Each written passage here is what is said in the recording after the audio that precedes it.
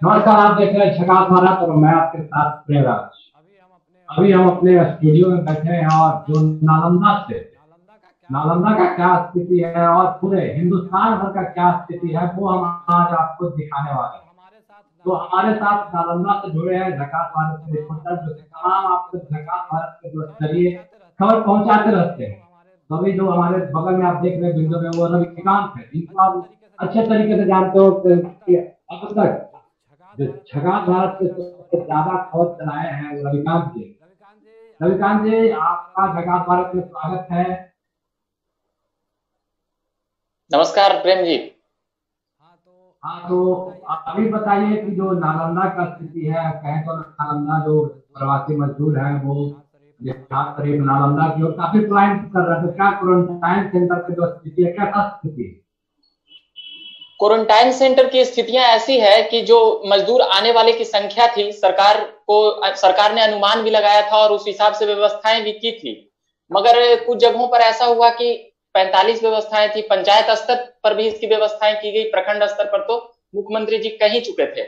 मगर जो आने वाले जो पलायन करके गए थे 90 के बाद और जो 20-30 सालों में बिहार से अलग अलग राज्यों में रोजगार के लिए, हम लोगों ने देखा था कि 50 ट्रेन, 60 ट्रेन, सैकड़ों ट्रेनें, हजारों ट्रेनें देश में चलाई गई। उसमें सबसे ज्यादा बिहार की चलाई गई थी और मजदूरों की आने की संख्या सबसे ज्यादा बिहार में ही थी। यही कारण रहा कि यहाँ की सरकार को सबसे ज्यादा परेशानी उठाना पड़ा और लाखों लाख मजदूर जब आ गए तो क्वारंटाइन सेंटर में व्यवस्थाएं अव्यवस्थित होगी। एक पंचायत है, वहां पर 40 व्यवस्थाएं थी तो 45 लोग आए और उसके बाद जो लोग आए उन्हें घर पे ही रहने के लिए कहा गया। और जो हैदराबाद, चेन्नई, पुणे, दिल्ली, इन जगहों से मजदूर बेतहाशा ढंग से बिहार में आए। और आपने भी स्टेशन पे और बस स्टैंड पे जब कवर करने गए होंगे तो वहां पर देखे होंगे कि किस प्रकार की परिस्थितियां रही। जब लोग आए तो जो सोशल डिस्टेंस मेंटेन करने की बातें कही गई थी, मास्क लगाने की बातें कही गई थी, ये बातें वहां पर बेबुनियाद नजर आती है। ये सभी बातें कहने और सुनने में कुछ ज्यादा अच्छी लगती है। जब हम लोगों ने पिछले महीने, एक महीने पहले जब देखा था कि दिल्ली में जब अरविंद केजरीवाल ने बस चलाने की बातें कही थी और योगी आदित्यनाथ यूपी के मुख्यमंत्री ने भी 1000 बसों शुरू करने की जब बातें कही थी, तो हम लोगों ने देखा था कि मजदूरों की संख्या किस बेतहाशा ढंग से दिल्ली में नजर आई थी कि लोगों की जो एक जिद थी, जो बुनियादी बातें हैं कि उनके पास अच्छा रविकांत अगर जी, अभी बताइए कि क्वारंटाइन जो सेंटर है, जो तमाम क्वारंटाइन सेंटर है, वहाँ का स्थिति की अगर बात करें, लोग कहते हैं कि ढंग से खाना नहीं मिल रहा, पानी नहीं मिल रहा और बिल्कुल क्वारंटाइन सेंटर में काफी व्यवस्था नहीं है। आप तो जब स्टूडियो में हम जमीनी स्तर पर नहीं जा रहे, आप गाँव में हैं, आप जमीनी स्तर पे हैं, तो आप बता सकते हैं कि वहाँ का जो स्थिति जो दावे किया जा रहा है, कितना जो दावा सही है, जो मुख्यमंत्री के द्वारा दावा किया जा रहा है कि क्वारंटाइन सेंटर का काफी जो स्थिति है वो बढ़िया है। पर जो हमारे तक खबर निकल के आती है उसमें कहा जा रहा है कि क्वारंटाइन सेंटर का हालात बद से बदतर हो चुका है। क्या कितना बिल्कुल सच्चाई है? बिल्कुल। कौन झूठ बोल मैं भी रहा है?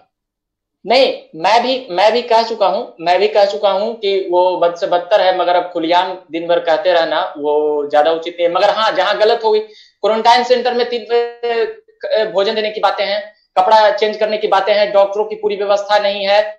ये सभी बातें केवल कागजी दिखावा और कागजों पे कहने में और प्रेस कॉन्फ्रेंस करने में सरकारी पदाधिकारी वो के करने में ज्यादा अच्छा बेहतर लगता है। मगर जमीनी हकीकत हम सभी जानते हैं कि क्या है, और वो भी बिहार की। शायद इसकी जो बड़ी वजह है वह जनसंख्या है। जनसंख्या नियंत्रण के कई बार कानून पे चर्चा हुई है, मगर क्वारंटाइन सेंटर में व्यवस्थाएं नहीं है। इसको चाहे कितनी बार भी कहनी पड़े, ये कही जा सकती है। उन्होंने जितनी बेड की व्यवस्थाएं की थी उतनी भी सही ढंग से नहीं हो पा रही है। भोजन देने की बातें हो, डॉक्टरों की मेडिकल चेकअप की बातें हो, ये बातें सिर्फ बातें करने में बेहतर लगती है, ये बातें अच्छी नहीं लगती है उसमें। अच्छा रविकांत, ये बताइए कि जिस तरीके से लॉकडाउन खोल लाया गया और अब काफी लॉकडाउन में रिहाई मिल रहा है, काफी छूट मिल रहा है, तो क्या बिहार के नालंदा के हालात किस तरीके का है? क्या जो लोग हैं वो मतलब कोरोना से बिल्कुल सोच रहे हैं कि हम मुक्त हो चुके हैं, कोरोना नहीं है, खत्म हो चुका, क्या इस तरीका का लोग सोच रहे हैं कि इतने तादाद से घरों से लोग बाहर निकलते हैं और कहीं ना कहीं लॉकडाउन का उल्लंघन हो रहा है? बिल्कुल बिल्कुल। मैं नालंदा में कई जगहों पे गया हूं तो उसमें देखने के लिए मिला है, लोकल बाजारों में या इधर उधर जाएंगे तो आम लोग ये जान रहे हैं कि सोशल डिस्टेंस मेंटेन करना है, मगर आम जो बुनियादी जरूरतें हैं घर के राशन पानी के लिए, वो सब के लाने के बाद भी थोड़ी ढील बरतते हैं। पुलिस प्रशासन भी व्यवस्था कर रही है, मगर कई चीजें जैसे बैंक में जनधन में 500 रुपए आने की बात कही गई, तो कई बैंकों में जाएंगे तो सोशल साइटों पे जिस प्रकार से वीडियो और तस्वीरें चल रही है, जो आप तक भी पहुंची होगी और जो लोग सुन रहे हैं वो लोगों तक भी पहुंची होगी, वो बैंकों की व्यवस्थाएं जानते हैं कि कितनी, जब भीड़ बेतहाशा ढंग से आ गई तो सोशल डिस्टेंस वो नियम और कानून पूरी धज्जियां उड़ गई और मजदूरों को काफी परेशानी है। ये बातें जब वो पैदल चल के आ रहे थे तो उस वक्त भी सोशल डिस्टेंसिंग का उल्लंघन हो रहा था, और इस बात का अंदाजा जब लॉकडाउन किया गया 22 मार्च और 24 मार्च को, जब शुरुआत में किया गया, उस वक्त एक दिन का लॉकडाउन का प्रयोग किया गया, फिर 21 दिन का, फिर अब ये चौथा चरण है। उस वक्त सरकार की सूझबूझ की कहीं ना कहीं उस वक्त चूक हो गई कि लोग इतने जब पैदल चलने लगेंगे तो उसके लिए क्या व्यवस्थाएं होगी, शायद इसका अनुमान सरकार नहीं लगा पाई।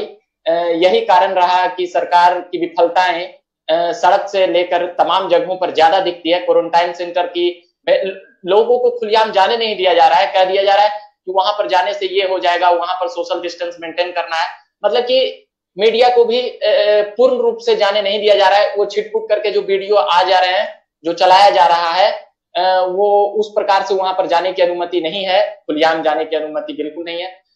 कुछ लोग जो आ जा रहे हैं, या वहां के लोग, कई कटिहार से फोन आया और वहां पर कहा गया, और कुछ स्टेशनों का जो हाल है, जब मजदूर आ रहे थे, जब उन्हें भोजन के लिए पैकेट दिया गया, देने के लिए जब वहां की कार्य व्यवस्था आगे आए पैकेट देने के लिए बिस्कुट, तो जिस प्रकार से छीन झपट का जो माहौल बना, वो न केवल मानवीय संवेदना को धूमिल करता है, और ये गरिमा कहीं ना कहीं बना हुआ रहना चाहिए कि लोग इतने भूखे उतने दूर से ट्रेन से जब आ रहे थे तो उनका रोजगार पहले ही छीना जा चुका है, और वो जिस प्रकार से रहते हैं भारत में, जो मजदूर वर्ग के लोग हैं, वो ऐसे ही प्रत्येक दिन कमाते हैं तब खाते हैं। तो ये सभी कुछ बातें शायद सरकार, एक बातें हैं कि बहुमत से चलाई जाती है, मगर बहुत बड़ी चूक हुई है। ये कहा जा सकता है कि सबसे ज्यादा जो प्रत्येक दिन कमाने खाने वाले लोग थे, उन पे सबसे ज्यादा असर पड़ा है, और सरकार की विफलता इसमें दिख रही है, और अनुभव की भी कमी कहीं ना कहीं दिख रही है। सरकार पूर्ण प्रयत्न कर रही है, मगर उन तक न जाने क्यों सुविधाएं नहीं पहुंच पा रही है। ट्रेन बसें चलाई जा रही है, शायद उसमें देरी हुई है, मान सकते हैं, पर जो बिहार सरकार का योजना है, स्कीम है, इसमें कहाँ तक धरातल पर उतर पा रहा है और कहाँ पे चुप हो रही है। सबसे बड़ी सवाल ये है। हम आपको बता दें कि जो पटना में छात्र पढ़ रहे हैं, उन लोगों ने एक बड़ा मुद्दा उठाया है, जो दरोगा के अभ्यर्थी थे, जिनका हम लोगों ने काफी खबर दिखाया था। उन्होंने रूम रेंट माफ करने के लिए एक मुद्दा उठाया था। तो क्या लग रहा है, जो रूम रेंट माफ करने के मुद्दा क्या उन्होंने उठाया, क्या कितने हद तक सही है, और क्या सरकार इस पर विचार करेगी? रूम रेंट का मुद्दा छात्र पहले भी उठा चुके हैं, और हम और आप पहले भी इस बात पे उठा चुके हैं, और दरोगा अभ्यर्थी ने भी इस बात पे उठाई थी। और एक जो बातें हैं रूम रेंट एक ऐसा चीज है कि कई जो घर बनाते हैं और मकान लगाते हैं रेंट पे, तो वो लोग कहीं ना कहीं इसको एक रोजगार का माध्यम समझते हैं, और तो उनको अगर 1 महीना या 2 महीना तक नहीं दिया जाएगा तो बातें बनेगी, मगर ज्यादा समय तक नहीं दिया जाएगा तो जो लोग का रोजी रोटी उस पर भी टिका रहता है, उस पर भी असर पड़ेगा।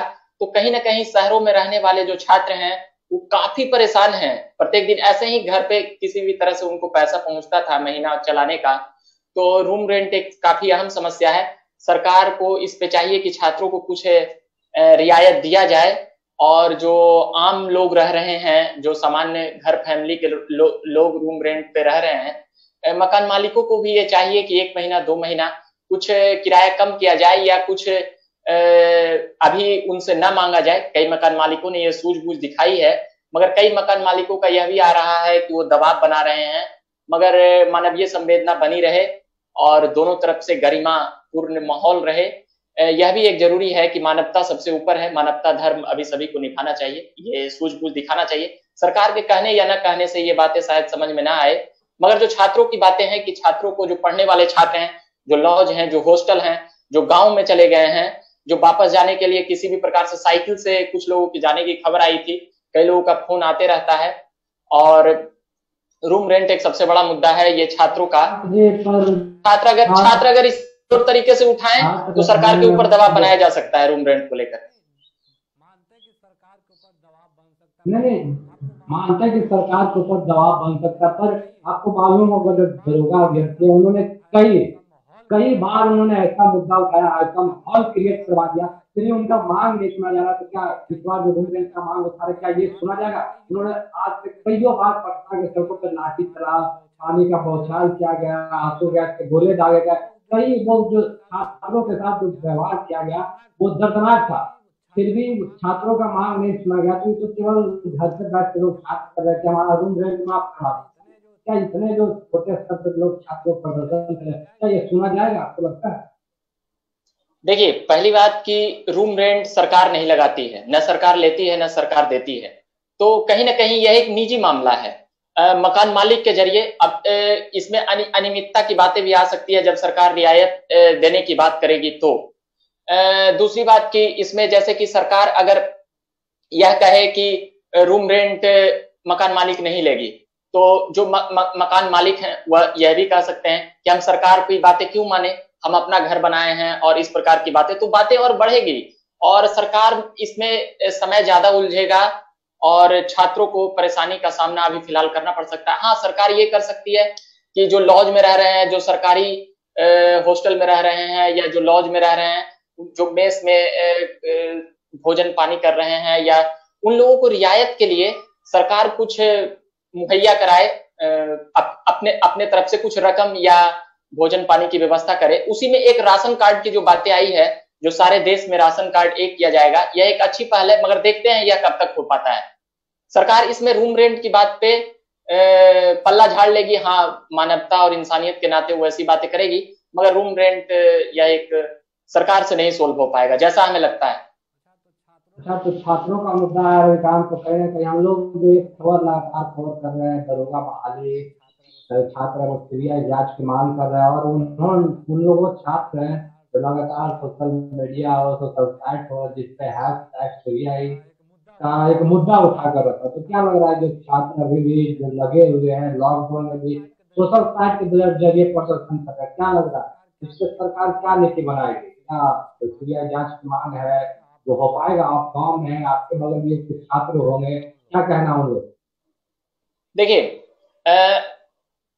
जैसे कि एक बार एक कहावत अभी चल रही है बिहार सरकार को ही लेकर के कि पेट में दर्द था और माथे की दर्द का इलाज कर दिया गया। बिहार स्टेट का एग्जाम पता होगा प्रेम जी कि 28 जनवरी को लिया गया था, और कुछ सेंटर का उसमें कैंसिल किया गया था। वो परीक्षा का रिजल्ट आने वाला था, रिजल्ट की तारीखें तय हो गई थी, कट ऑफ मार्क, कई प्रकार की चीजें तय हो गई थी, और जब एग्जाम कैंसिल करने की बात कही गई थी, कुछ छात्रों के द्वारा कही गई थी। नमस्कार, आप देख रहे हैं झकास भारत और मैं आपके साथ प्रेमराज। हम दोनों लाइव है, और जो तमाम जो तर्क है, जो बड़े बड़े घोषणा किए गए हैं, जो तमाम घोषणा वादे, क्वारंटाइन सेंटर का हालात, कुल मिलाकर कहे तो जमीनी स्तर पर हम जुड़ेंगे रविकांत से और जाने क्या हालात है। रविकांत, फिर से हम दोनों एक बार जुड़ गए हैं लाइव। नमस्कार प्रेम जी। उस वक्त कट गया था, लोग बात कट गया था, दरअसल नेटवर्क का इशू है, क्या कीजिएगा।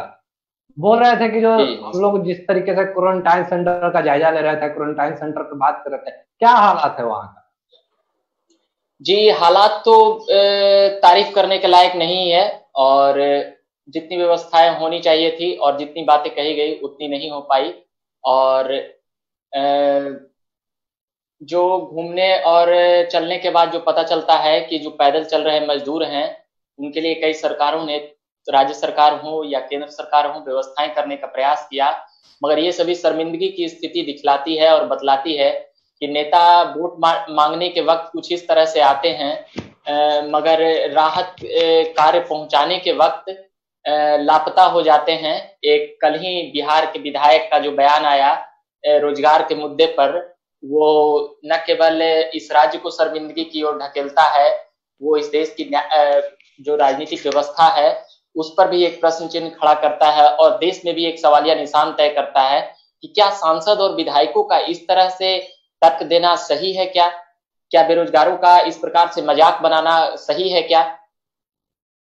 विधायक जी का कहना था कि मेरा परिवार लगता है और हम अपने परिवार वाले से चचा चचा भतीजा का संबंध है और इस संबंध के नाते उससे हम बात कर रहे हैं।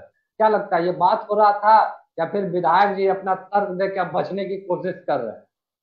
नहीं, वो तो अब बचने की भरपूर कोशिश करेंगे, इसलिए वो अपना करते रहें। मगर जो कोरोना में जो राहत कार्य पहुंचाई जानी चाहिए थी सरकार और व्यवस्थाओं की तरफ से, ये एक विधायक की बातें नहीं है। ऑन द रिकॉर्ड जब कुछ बातें आ जाती है तो वो ज्यादा बदनाम होते हैं या उसकी ज्यादा चर्चाएं हम लोग करते हैं, मगर ऑफ द रिकॉर्ड इससे भी ज्यादा बुरी बुरी बातें होती है जो हम आप नजदीकी से जब कवर करते हैं तो काफी बातें जानते और सुनते रहते हैं। तो क्या लग रहा है, यानी विधायक जी बचने की कोशिश कर रहे हैं? बिल्कुल बिल्कुल। अच्छा रविकांत जी, पर जो मजदूर हैं, प्रवासी मजदूर, वो बाहर से आ रहे थे। इसी बीच एक लड़की अपने पिता को लेकर 1200 किलोमीटर का यात्रा तय करके अपने घर पहुंचते हैं। उसके बाद जो तमाम नेता हो, विधायक हो, बड़े बड़े लोग हैं, वो शाबाशी दे रहे हैं। बल्कि जब वो लड़की सफर तय कर रही थी तो उसको रास्ते में कुछ खाने वाला नहीं था, पूछने के लिए पीने के लिए पानी नहीं दे रहा था। और आज जो तमाम बड़े बड़े दल के नेता हैं वो उस बच्ची के साथ अपना संपर्क बढ़ा रहे हैं। तो क्या लग रहा है, ये राजनीतिक चल रहा है? जी हाँ, बिल्कुल। अब जनता भी समझने लगी है कि राजनीति कैसे की जाती है और नेता कैसे कैसे रंग बदलते हैं। शायद फिल्मकार और नाटककार से ज्यादा वो वहां पर ड्रामा देखने के लिए मिलता है। एक तरह से ड्रामेबाज कहे जाएंगे जब इस प्रकार की सिलसिलों में दिखेंगे तब। ये एक वाकया था, ये जो लड़की अपने पिताजी को जब लेकर आई, बीमार पिताजी को, तो ये काफी सुर्खियां बनी और तमाम न्यूज़पेपर के लेकर के और टीवी तक का हेडलाइन रहा। मगर जो सबसे बड़ी बात यह रही कि लाखों मजदूर इसी प्रकार से आ रहे थे। उसी दरमियान एक ट्रेन हादसा हुआ था, वह भी काफी दुखद था। मगर इन सभी बातों से यही निकल करके आता है कि सरकार की जवाबदेही ज्यादा है, मगर विपक्ष को न जाने क्या सूझता है बार बार कि वो लॉकडाउन हो तब विरोध, लॉकडाउन में कुछ छूट मिले तब विरोध। मतलब विपक्ष भी अपनी भूमिका इस प्रकार निभाती है कि अब यह कहना पड़ेगा कि देश में क्यों नरेंद्र मोदी इतना बड़ा बहुमत से चुनकर आए हैं। लोग मोदी का विरोध करते हैं और करते रहेंगे, मगर वो समर्थन भी मोदी का ही करते हैं। उनका कहना है कि हम विरोध भी मोदी का करेंगे, समर्थन भी मोदी का करेंगे। यानी गुस्सा होंगे तो कमियां भी मोदी का गिनाएंगे, मगर तारीफ भी हम मोदी का, क्योंकि मोदी से एक्सेप्टेशन ज्यादा है। मगर इस बार कुछ महामारी में, इस कोरोना वायरस के महामारी में कुछ इस प्रकार से जो घटनाएं हुई, मोदी पर से भी जनविश्वास उठा और नीतीश कुमार पर भी बहुत बड़ा प्रश्न चिन्ह खड़ा हुआ। स्वास्थ्य व्यवस्थाएं बिहार की हम लोग देख चुके थे, चमकी बुखार में क्या थी, और डॉक्टर और नर्स जिस प्रकार से वीडियो और फुटेज के जरिए अपनी ही सुविधाओं को संदेह के घेरे में खड़ा कर दिया, तो यह बिहार सरकार के लिए न केवल शर्मिंदगी का विषय था, बिहारियों के लिए भी यह एक प्रश्न चिन्ह वाला बात था कि एक बुखार का नहीं सामना कर पाए तो ये सरकारों पर से अब कितना भरोसा किया जाए। और जो बातें थी कोरोना महामारी को लेकर, एक राशन कार्ड की बातें थी, पूरे देश में एक राशन कार्ड होने की बातें कही गई कि कोई भी लोग भूखा न रहे, अनाज इतना देश में है तो वो राशन कार्ड दिखाकर ले सकते हैं और वहां पर उनको सुविधाएं मुहैया कराई जाएगी। ये बहुत ही बड़ी बात है कि अगर कोई लोग भूखा न मरे, इसके लिए राशन कार्ड का देश में सभी का एक किया जाए, क्योंकि जो राशन कार्ड तय रहेगा तो वो अपने गांव में लेंगे। मगर कुछ ऐसा शेड्यूल होना चाहिए कि कोई कहीं भी हो तो उसको पैसा खत्म हो गया या कहीं पर जा रहे हैं भूख लगा, तो कुछ जिला में या प्रखंड में, सब डिविजनों में या अलग अलग राज्यों में ऐसी व्यवस्थाएं होनी चाहिए ताकि वह राशन कार्ड का इस्तेमाल कर सके, जैसे एटीएम का इस्तेमाल हम लोग करते हैं। तो यह एक कल्पना एक बहुत बड़ा है और चुनौतीपूर्ण है। तभी हम भुखमरी से और इस प्रकार की भुखमरी से हम निदान पा सकते हैं और लोगों को सहूलियत पहुंच सकती है।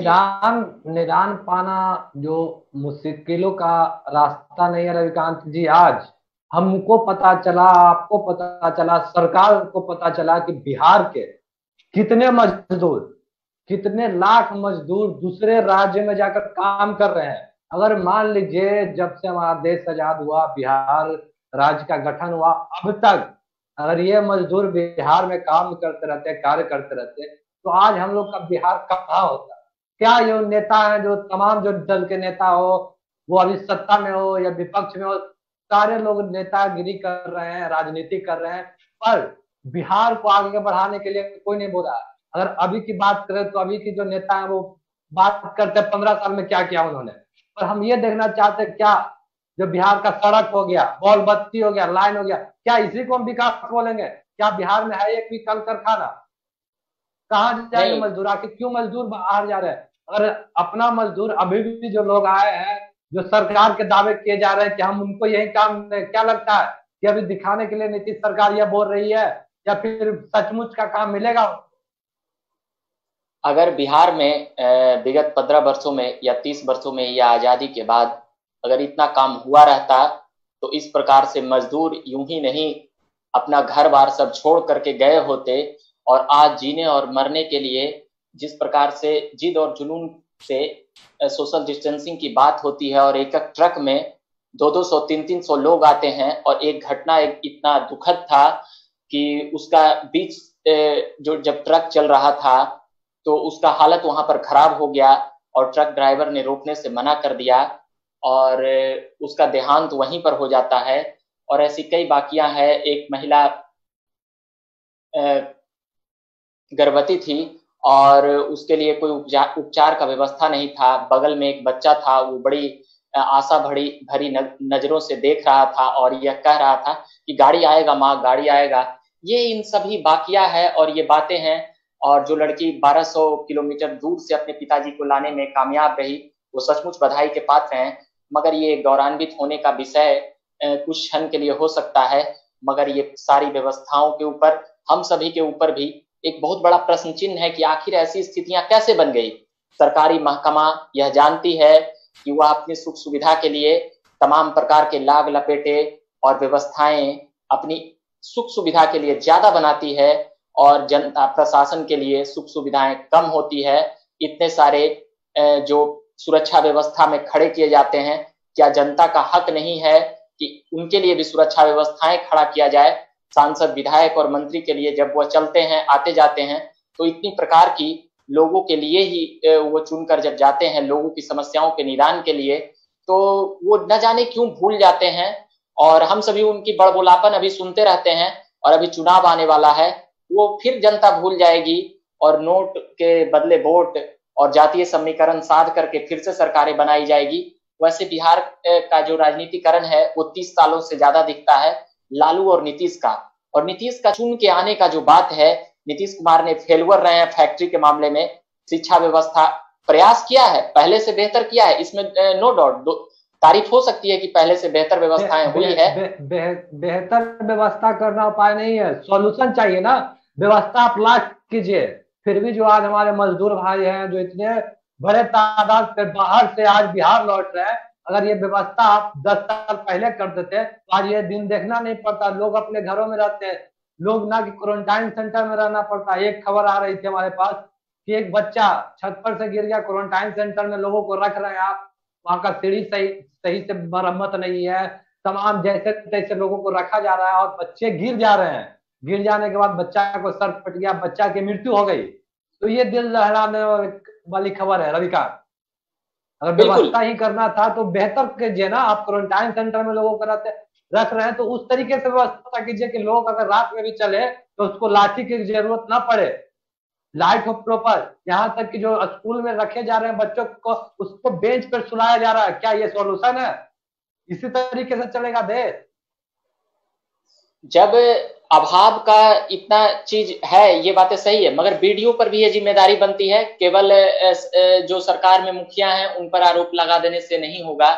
जो जवाबदेही बनती है, जो ब्लॉक डेवलपमेंट ऑफिसर होते हैं, जो एडीएम रैंक के लोग होते हैं, जो डीएम होते हैं, डिस्ट्रिक्ट मजिस्ट्रेट होते हैं, वो कहाँ सोए हुए थे? चलिए नेता फेलवर रहे, सरकार प्रशासनिक जो महकमा है उस पर भी लूट और खसोट की भी बातें बनती है। जब बाढ़, सुखाड़, ऐसे कई चीजें आते हैं तो इन पर पैसे बचाने का और कई प्रकार की जो सुख सुविधाएं इन लोगों का जिस बेतहाशा ढंग से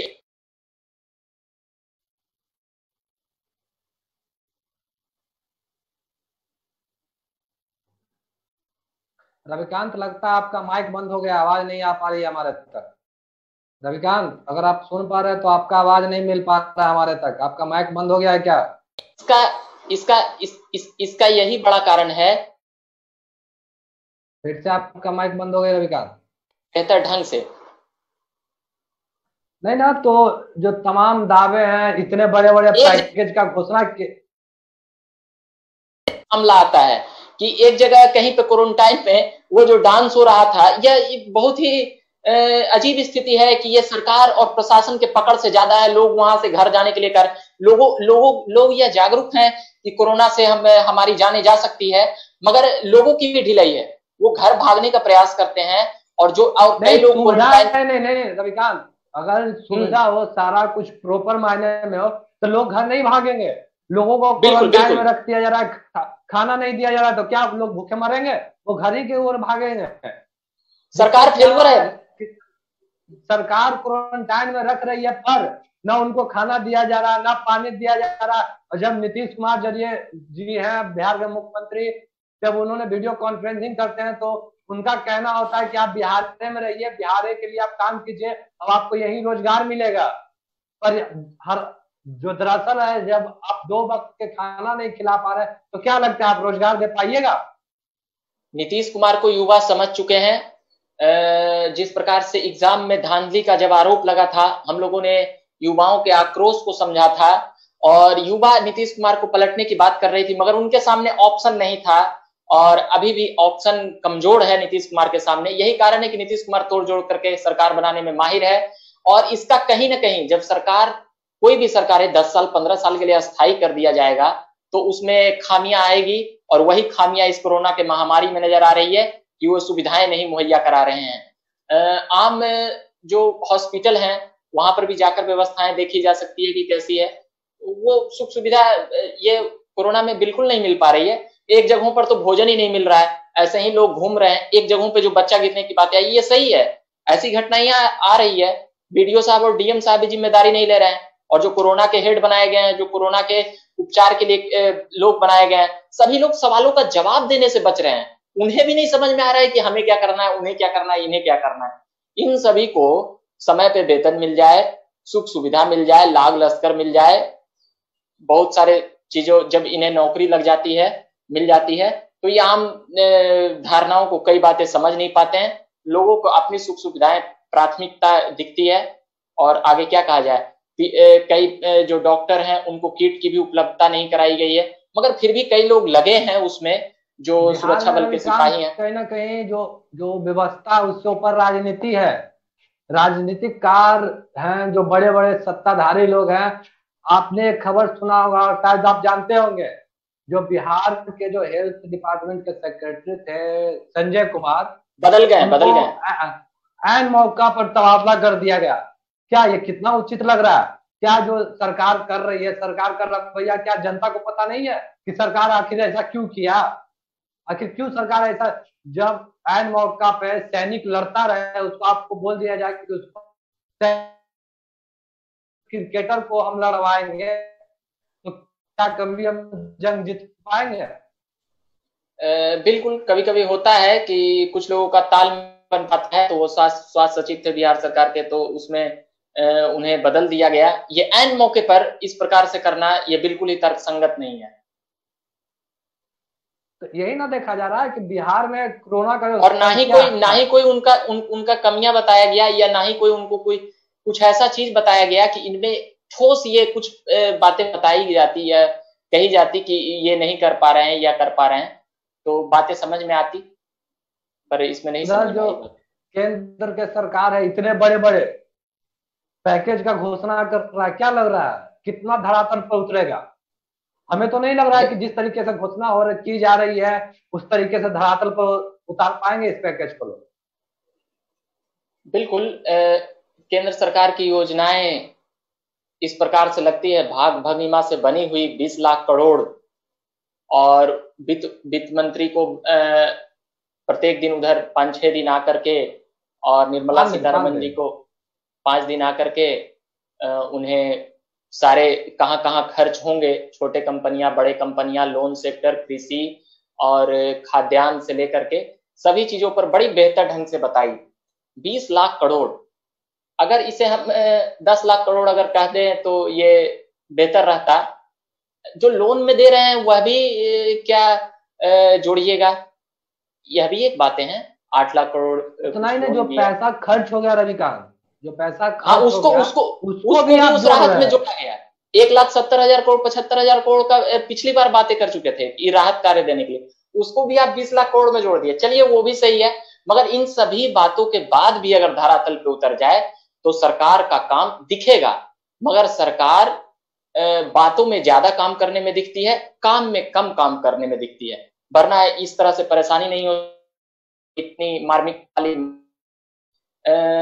फरवरी और मार्च में जब लोग आ रहे थे विदेशों से प्लेन से भर भर करके, उस वक्त सरकार बिल्कुल लापरवाह रही। 10 मार्च एक सिंगर कनिका कपूर के आने के बाद, वो नामी गर्मी थी, मामला बदनाम करने या वो जिम्मेदारी का ज्यादा उन्हें मौका मिला। अगर और भी ऐसे कई लोग, हजारों लोग आए, क्या विदेश से आए, मतलब आए विदेश से, झेले बेचारे हमारे देश के मजदूर जो प्रत्येक दिन लड़ते हैं, रोटी कपड़ा मकान तो उनके लिए सपना ही है। दो करते हैं और 10 दिन 15 दिन उन्हें आप के ऊपर प्रश्न चिन्ह खड़े होंगे।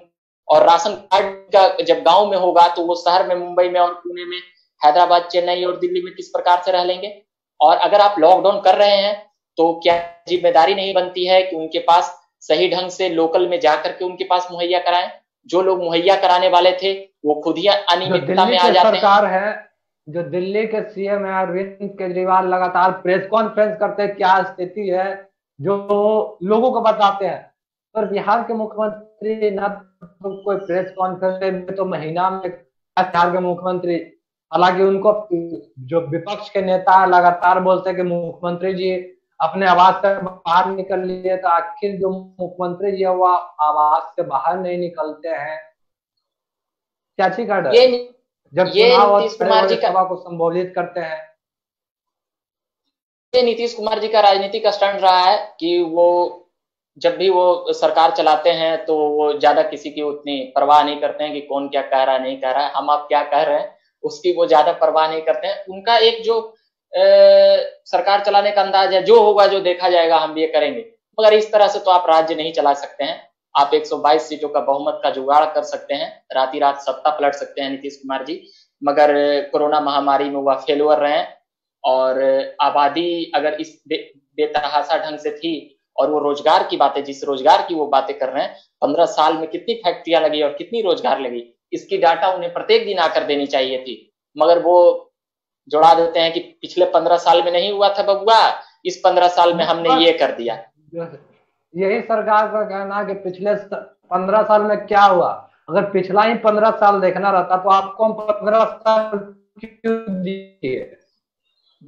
अब ऐसे सवाल कराएंगे। अगर हमको पिछला 15 साल को बेहतर, हम आपको बेहतर करने के लिए दिया, आप बिजली दिए, सड़क दिए, और अगर स्कूल की बात आए तो कोई भी जो स्कूल है रविका, अगर आज भी सरकारी स्कूल पढ़ना नहीं चाहता है, जो सरकारी स्कूल के टीचर है उनके भी जो बाल बच्चे हैं वो प्राइवेट स्कूल में पढ़ते हैं, तो आखिर वो ऐसा सरकारी स्कूल आप क्यों चला रहे हैं जिसका टीचर अपना बच्चा को खुद नहीं पढ़ाना चाह रहा है उस स्कूल में। और इधर जो मैट्रिक का रिजल्ट है, पिछले 5 दिनों से घोषणा हो रही है कि आज आ रहा है, कल आ रहा है, ये है वो है, क्या मतलब है? देखिए, क्या फिर से कोई टॉपर घोटाला होने वाला है जो साइट आपका स्लो है, या फिर रिजल्ट पर नहीं करना चाह रहे हैं? सरकार वहीं पे फेलवर हो गई जब उसके पढ़ाने वाले शिक्षक और उसके बच्चे उसी स्कूल में नहीं जा रहे हैं।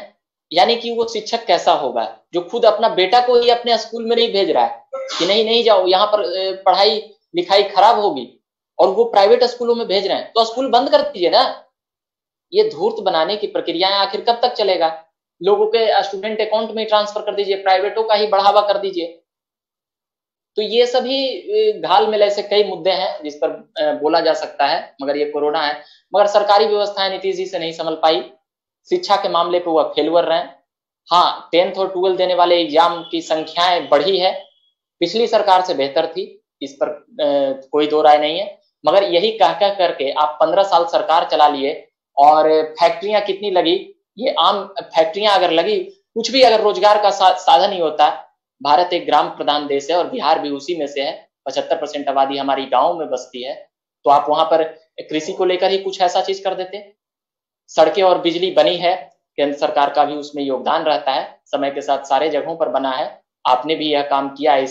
इसकी आपकी 15 साल की मुख्यमंत्री बनाया गया है, ये एक जिम्मेदारी है। और पलायन रोकने की बात कह करके वो 2004-5 में अगर उनका बयान आप सुनेंगे, पेपर कटिंग ये सब पढ़ेंगे, मैं बिहार का निर्माण करने वाला हूँ, पलायन रोकने वाला हूँ, रोजगार लाने वाला हूँ, आतंक राज है फलाना। बिहार के मुख्यमंत्री एक बार गांधी मैदान में बहुत बड़ा रैली किए थे विशेष राज्य का दर्जा के लिए। आज तक क्या विशेष राज्य का दर्जा मिला?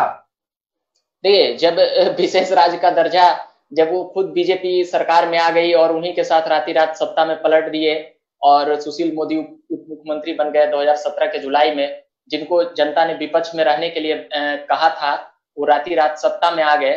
तो नीतीश कुमार इसमें माहिर खिलाड़ी हैं। वो अपने स्टेटमेंट और जो कहे थे संघ मुक्त भारत करते करते संघ के साथ बैठ करके सरकारें भी चलाई, वो अपनी बातों से राजनीति में पलटना ही एक नेता को बेहतर नेता स्थापित करता है। उन्होंने यह सिद्ध कर दिया है और वो इसमें चालबाजी है, चालू है। और पलायन के मुद्दे पर कोरोना महामारी में जो सबसे ज्यादा समस्याएं हुई है लोगों को, बिहार से ही सबसे ज्यादा लोग अदर स्टेट में क्यों गए, और जो लोग गए आप लाए क्यों नहीं?